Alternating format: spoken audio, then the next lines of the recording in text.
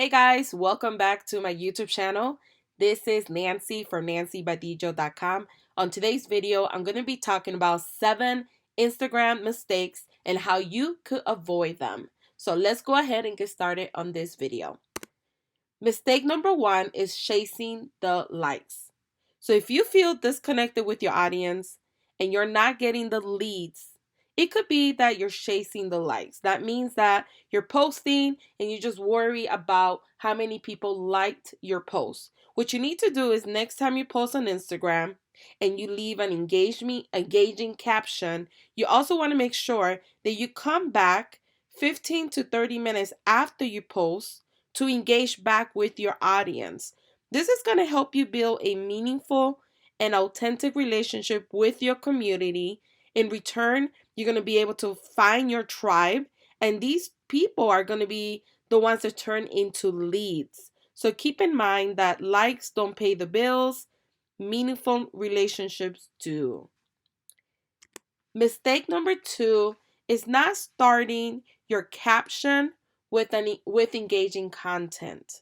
So this is another common mistake that many people do with their Instagram caption. You want to make sure the first sentence of your caption grabs the attention of the reader. You could add a question or you could add a call to action. The reason why you want to do that is because Instagram shows the first few sentences, and then they follow it with a call to action that says more. So you can see this sample right here that says more. And in order for the person to go ahead and click on more, you have to make sure that you write something compelling. So by writing a question or a call to action, it's going to help people be intrigued and want to click on more to engage with your post. So make sure that you start writing something engaging in the first sentence. The more engaging, the better you are. Mistake number 3 is no spaces in caption. So adding line breaks in your Instagram captions make it easier for your followers to follow along. You don't want a huge paragraph of unbroken text. The reason why you don't want that is just a lot of people are turned off by it, and it's easier to follow along and it's easier to keep your audience retention if you break it into small digestible paragraphs or sentences, better 2 or 3, versus having a big block of text. So this is one of the websites that I use. They also have a app that you could download, and what you could do is you could write your Instagram caption in this section here where it says please text here, and then what you would do is you would convert it and then you would save it, and you could either email it to yourself or go ahead and apply it into your Instagram if you are already using their app. So this is a free tool that I use that I highly recommend. Mistake number 4 that many Instagram make are they're not adding no call to action.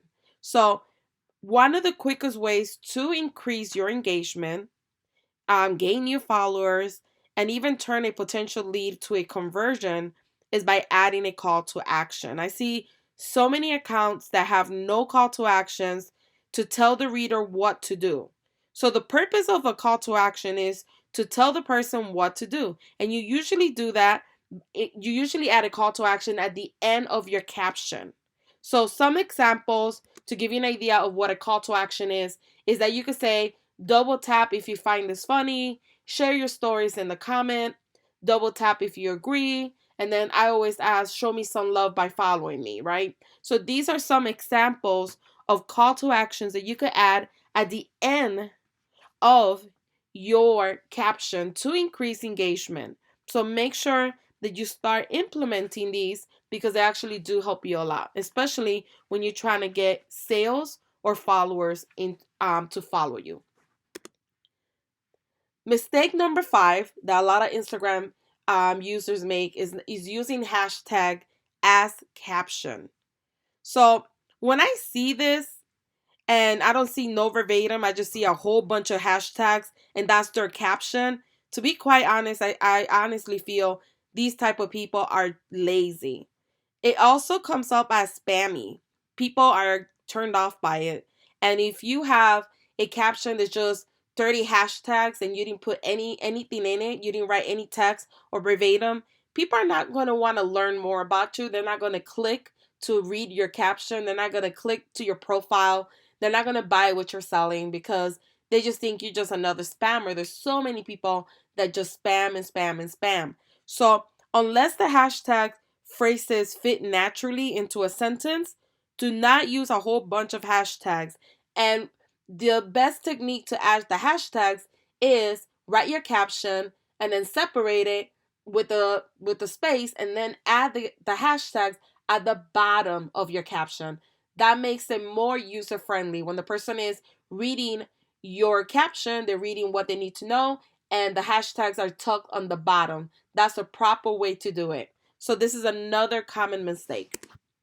Number 6 is not keeping your audience in mind. Always keep your audience in mind when you're posting and writing your caption. This is another big no-no because your caption is meant for the user experience. If you are just pushing out content with no intention, with no marketing strategy, what's going to happen is you're not going to see any engagement. And that's when you wonder, why am I not seeing engagement? So stop pushing out content for the sake of it, right? Just because you feel, okay, I haven't posted, let me just post anything. Start doing content with intention, with the intention of getting a click, with the intention of getting a new follower, with the intention of them possibly clicking the link and going to your business and buying from you. But always post with intention. When you start posting and not keeping your audience in mind, it just doesn't look professional. It looks like you don't really know who your audience is. And not to sound harsh, but many people don't really care about us, right? They follow me or they follow your Instagram account because you help them resolve an issue that they're having. So next time you push out content, make sure the caption is grabbing and also the whatever you're writing is targeting your ideal customer. If you're still not sure what to put in a caption, you still don't know what you should be writing about, I recommend joining Facebook groups. Any forums out there like Quora or Reddit is a great one. Joining forums relevant to your niche. So if you sell jewelry, maybe going to forums with jewelry. If you do music or makeup, joining those type of forums and learning what are other people talking about in those forums. What are the most common questions people have about whatever you sell? And then take those questions that you start seeing in the Facebook groups or whether it's a forum group, whether it's Reddit, and you take those questions and you make videos and you make postings about that particular topic. That's how you keep your audience in mind. That's how you grow an audience, a targeted audience. And that's the easiest way for social listening. Social listening is very important. And it's the act of finding what people are having difficulties with and you coming up with a solution. So by you joining these groups, start writing down all the questions that you see, and those will be your posts for the remainder of the month or for the remainder of the year. And you'll be surprised at how many ideas you could come up by just listening or social listening to other people. And tip number 7 is not using emojis. This is another one that I see a lot. So, accordingly to a survey done by Quintly, using emojis on your captions lead to more engagement. So, it increases your engagement. So, when using in your emojis in your caption, make sure they are relevant to the verbatim and try not to go overload with them. Because I feel like emojis are a great way to draw in the eye and make your followers take notice of your caption and even call to actions when they're used correctly. So if you are overdoing it, putting too many emojis, or the emojis don't go with what you're talking about, then it could also be a turnoff.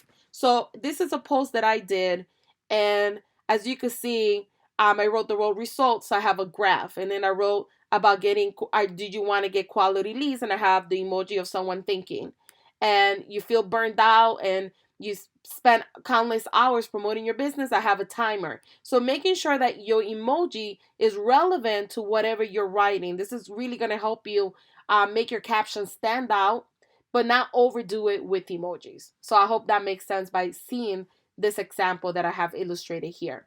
So if you are interested in growing your Instagram account, don't forget to check out these videos that I have here right now. These will help you increase your growth.